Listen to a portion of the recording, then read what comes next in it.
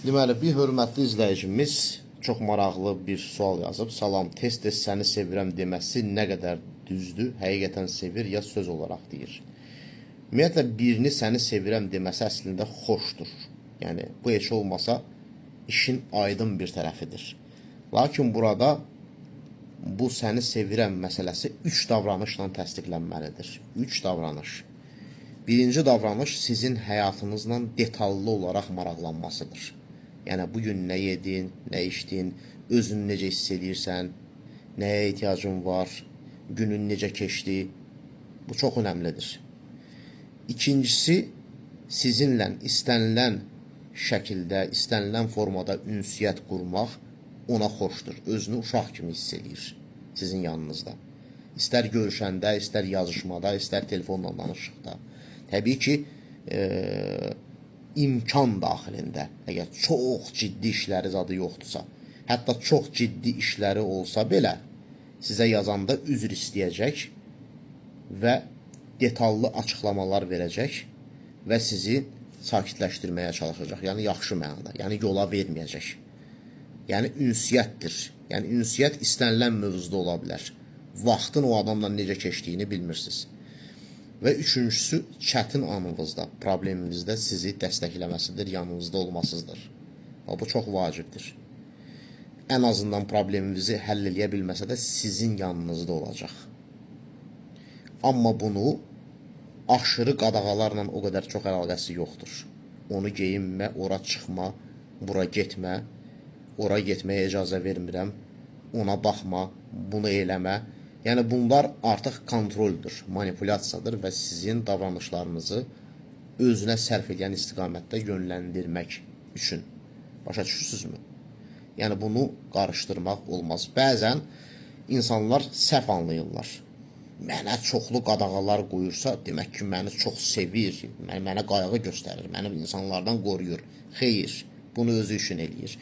Və yaxud da məni vurursa, əslində mənə dərs vermək istəyir, məni sevgisindən vurur. Məni tənqid edirsə, əslində istəyir ki, mən yaxşı olum, məni çox sevdiyindən belə eləyir. Xeyr, bunlar yanlış məsələlərdir. Yəni, həqiqi ortada sevgi varsa, insan çox anlayışlı olur sənə qarşı. İnsan çox tutarlı olur. Yəni, davranışları manipulativ şəkildə deyil. Məsələn, bir misal göstərim də. Nəyi sizdən istəyirsə, onu birbaşa deyir. Məsələn, siz deyirsiniz ki, mən rəfiqələrimdən görüşmək istəyirəm, deyək ki, xanım deyir. Sizi sevən oğlan deyir ki, düzdür, görüşməyinə mən pis baxıram, amma bu günləri mən özümü yaxşı hiss eləmirəm. İstərdim ki, yanımda olasan. Lakin manipulativ oğlan bu şəkildə cavab verəcək. Gedirsən, get görüş də, mən də oturum telefonda, Instagrama baxım, görüm. Çox darıxıram görüm, bir qızla söhbət eləsəm, birini tapsam, bir balaca rahatlayaram. Yəni, bunlar fərqli şeylərdir.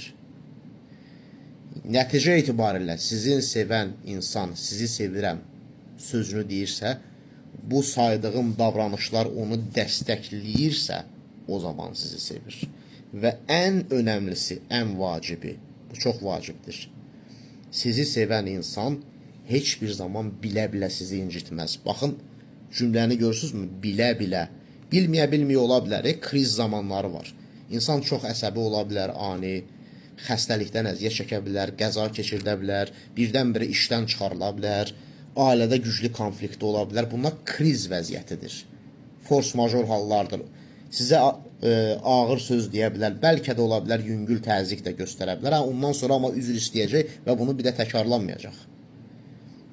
Amma bilə-bilə insanı incidən insan bunu xroniki şəkildə eləyir. Dəfələrlə söz verməsinə rağmen yenə eyni şeyləri təkrarlayır.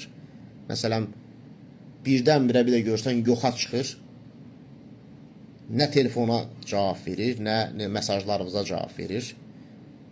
Bir həftədən sonra heç bir şey olmamış kimi qayıdır. Ki, mənim belə problemim var idi, işim var idi, gücüm var idi. Bu absurd məsələlərdir. Bu bilə-bilə insanı incitməkdir. Diqqətinizə görə minnətdaram. Sağ olun.